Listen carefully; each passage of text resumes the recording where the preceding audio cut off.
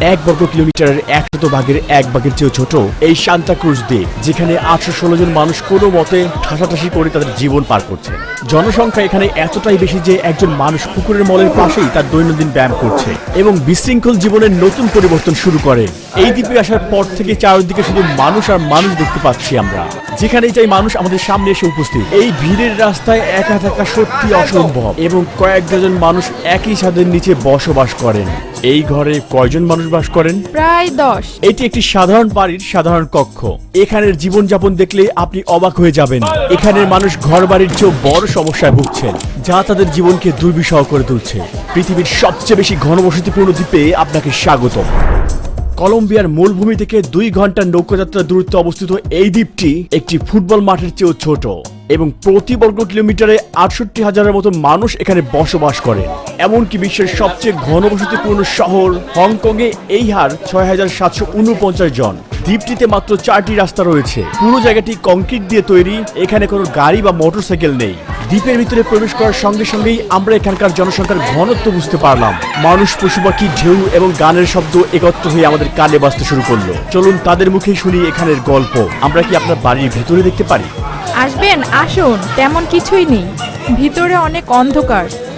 আমাদের এখানে বিদ্যুতের ব্যবস্থা নেই। আপনি দেখতে পাচ্ছেন তাদের হলওয়েতে কিছু লন্ড্রির কাজ চলছে এবং এখানে এগুলোকে শুকানোর জন্য রেখে দিয়েছে। চলুন এই রুমে যাওয়া যাক। বাড়ির মালিক বলল এই 3টি বেডে 10 জন মানুষ ঘুমায়। এটি আমার থাকার কক্ষ। এই বিছানায় কজন মানুষ ঘুমায়? 3 জন। আর এই ঘরের কি অবস্থা? খুবই অগোছালো থাকায় সে আমাদের ভিতরে প্রবেশ করতে দিলেন না। বাচ্চারা এখানে ঘুমায়। গরমের কারণে বিছানা বাইরে নিয়েছে। বিদ্যুতের ব্যবস্থা নেই এখানে। 7টি ছেলে মেয়ে এই ঘরে থাকে। ঘরের প্রতিটি জায়গা তারা ব্যবহার করে, এমনকি দেয়াল পর্যন্ত, কারণ তাদের কোনো ওয়ার্ডরোব নেই। তাই জামা কাপড়, জুতা সব ঝুলিয়ে রাখে। পানি স্বল্পতার কারণে এখানে রান্নাঘর পরিষ্কার রাখা খুবই কঠিন। এখানে পানি পান ছাড়া সকল ধরনের ব্যবহার যথাসম্ভব পরিহার করার চেষ্টা করে। রাস্তায় হাঁটার সময় সর্বত্রই আপনি কাপড় ঝুলানো অথবা বিছানো দেখবেন। তারা এভাবে রাস্তায় চুল কাটে। চেয়ারগুলো সর্বত্র ছড়িয়ে আছে। বাচ্চারা সবসময় এরকম দৌড়াদৌড়ি করছে। এখানে 220টি পরিবার অবৈধভাবে নির্মিত ঘরে বাস করে। এখানে কেউ জমির মালিক নন এবং কারো অনুমতি নেওয়ার প্রয়োজন হয় না। তারা যেখানে ইচ্ছা সেখানেই বাড়ি বানায়। যদি পর্যাপ্ত জায়গা না থাকে তাহলে বাড়ির উপরে বাড়ি বানায়। একটি বাড়ির সাথে আরেকটি বাড়ি এতটাই কাছে যে কখনো কখনো এক পাশ থেকে অন্য পাশে বের হতে হলে আরেকটি বাড়ির ভিতর দিয়ে বের হতে হয়। দ্বীপটি সম্পর্কে আমরা যখন আরো বিশদভাবে জানবো, আমি আপনাদের বলবো এটি কেন ভবিষ্যতে আরো ভয়াবহ রূপ নিবে। এই সব কিছুর জন্য জনসংখ্যা দায়ী। থালা বাসন ও অবশিষ্ট খাবার সব জায়গায় ছড়িয়ে আছে। কুকুরটি ফেলে রাখা একটি চামচ খাওয়ার চেষ্টা করছে। এখানে কেউ কেউ মাছ ধরছে, কেউ কেউ রাস্তায় খাবার বিক্রি করছে, কেউ আবার কনস্ট্রাকশনের কাজ করছে, কেউ আবার দ্বীপে থাকা লটারি মেশিনে ধনী হওয়ার জন্য তাদের ভাগ্য পরীক্ষা করছে। আর এগুলোর পাশাপাশি এখানে জন্মদিন পালন হচ্ছে। আর এখানে গানের শব্দ সর্বত্র শোনা যাচ্ছে। মানুষ এই স্বল্প জায়গায় শান্তি খুঁজছে। এটা কি আপনার নিজের বাড়ি নাকি এখানে ভাড়া থাকেন? আমার বাড়ি। এখানের গড় ভাড়া কত?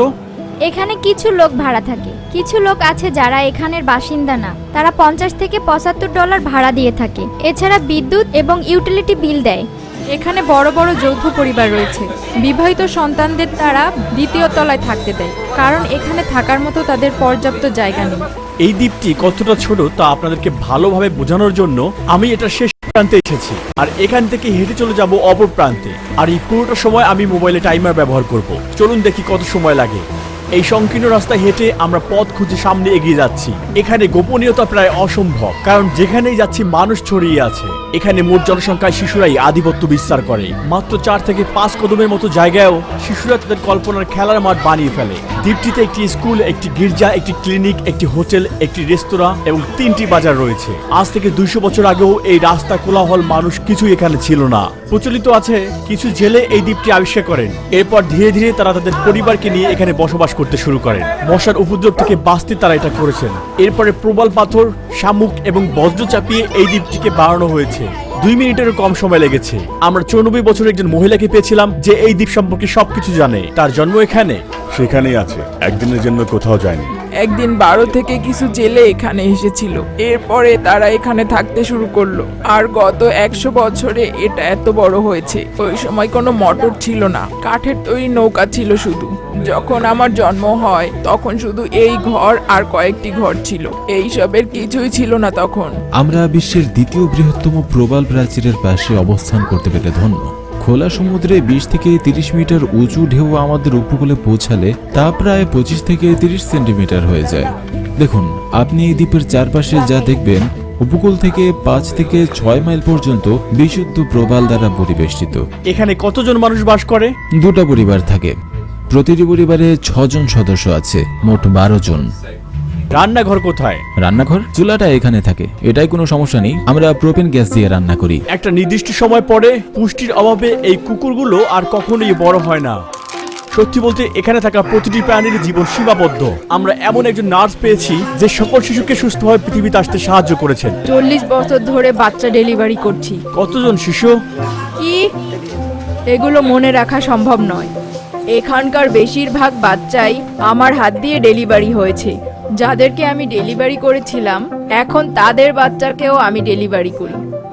আমার হাতে কখনো কোনো বাচ্চা মরেনি। মানুষ বমি, জ্বর, ডায়রিয়া নিয়ে আমার কাছে ছুটে আসে। আমি তাদেরকে বলে দিই কি করতে হবে, বাকি ওষুধ খেতে হবে। আধুনিক চিকিৎসা সেবার অভাবে জরুরি পরিস্থিতিতে সবাইকে ঝুঁকিতে থাকতে হয়। এই ভিডিও শেষে আপনি দেখতে পাবেন তাদের প্রধান সমস্যা কতটা গুরুত্বপূর্ণ। যাই হোক, এখানকার স্থানীয় মানুষের মতে এখানে একজন মানুষ গড়ে প্রায় 85 থেকে 90 বছর বাঁচে।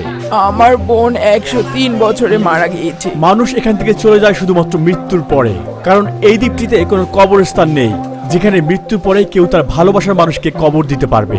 মৃতদেহগুলোকে অনুষ্ঠান করে একটি কবরস্থানের চারপাশে ঘোরানো হয়, তারপরে নৌকায় করে মূলভূমিতে নিয়ে তাকে সমাহিত করা হয়। গড়ে একজন মেয়ে এখানে কত বছর বয়সে বিয়ে করে বা বাচ্চা নিয়ে থাকে? সাধারণত এখানে একটি মেয়ের বয়স যখন 16 বছর তখন বিয়ে করে এবং বাচ্চা নিয়ে থাকে। এগুলির প্রমাণ করে এখানে জনসংখ্যা কি হারে বৃদ্ধি পাচ্ছে।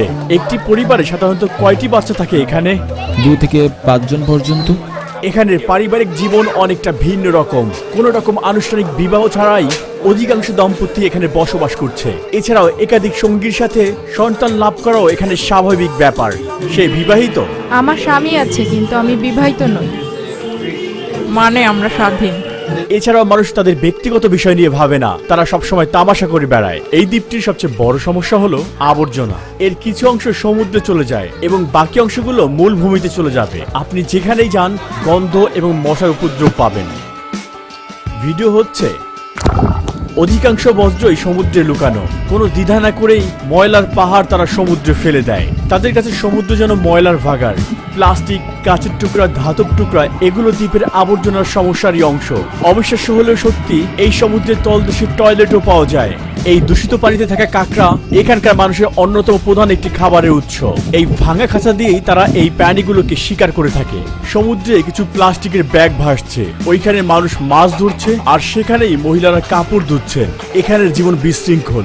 এখানে বিদ্যুৎ এবং পানীয় জলের প্রাপ্যতা আবহাওয়ার উপর নির্ভর করে। এভাবেই সোলার প্যানেলের মাধ্যমে তারা দ্বীপের জন্য প্রয়োজনীয় বিদ্যুৎ উৎপাদন করে। আমাদের 380টি সোলার প্যানেল এবং 180টি ব্যাটারি রয়েছে, যা আমাদের সবকিছুর জন্য বিদ্যুৎ শক্তি সরবরাহ করে। সূর্যময় আবহাওয়া থাকলে 12টা থেকে বিকেল 5টা পর্যন্ত বিদ্যুৎ সরবরাহ করা হয়। দ্বীপে এমন কিছু আছে যেটা সে পরিবর্তন করতে চায়? যদি সুযোগ থাকতো বিদ্যুৎ ব্যবস্থার পরিবর্তন করতাম। সমস্ত পানীয়গুলো গরম। আপনি টমেটো এবং মরিচ দেখতে পাচ্ছেন। পর্যাপ্ত বিদ্যুৎ না থাকায় এগুলো তাজা রাখা সম্ভব নয়। জেনারেটরে বিদ্যুৎ উৎপন্ন হচ্ছে। ঔষধ সহ প্রয়োজনীয় সকল দ্রব্য দ্বীপের রাস্তায় গড়ে ওঠা এই 3টি বাজারেই পাওয়া যাচ্ছে। এটি হলো দ্বীপের বাণিজ্য কেন্দ্র। এখানে আরেকটি দোকান, চাইলে এখান থেকে টি-শার্ট এবং শর্ট কিনতে পারেন। আমাদের এখানে প্রচুর বাতাসের দ্বারা বহিত লবণ আমাদের ডিভাইসের ক্ষতি করে। খাবার পানি সংগ্রহ নিয়ে তৈরি হয় আসল যুদ্ধ। যেহেতু কলের পানির ব্যবস্থা নেই, তাই তারা এভাবেই পাইপ দিয়ে বৃষ্টির পানি সংগ্রহ করে। এক ফোঁটা পানিও নষ্ট করা যাবে না।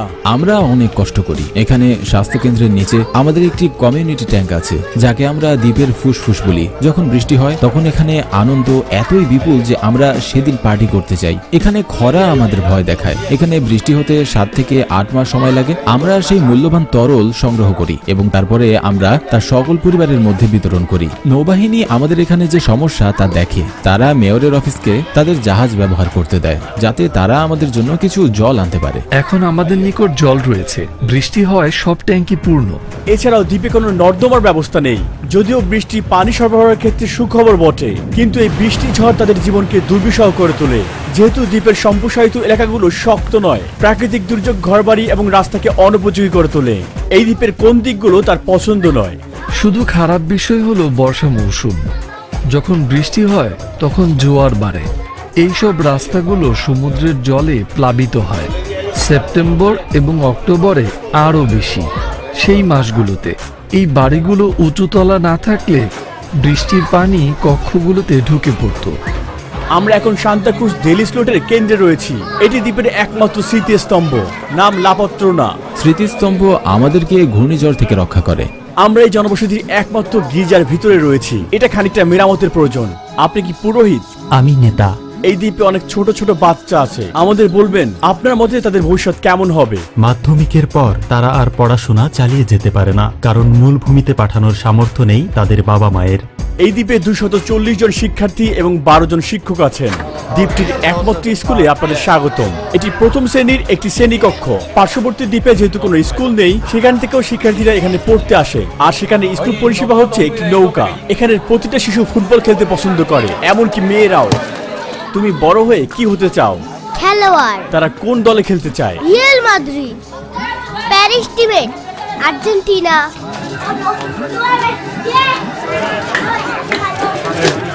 স্থানীয়রা পর্যটন থেকে তাদের জীবিকা নির্বাহ করে। এটি জাতীয় উদ্যান হিসেবে স্বীকৃত।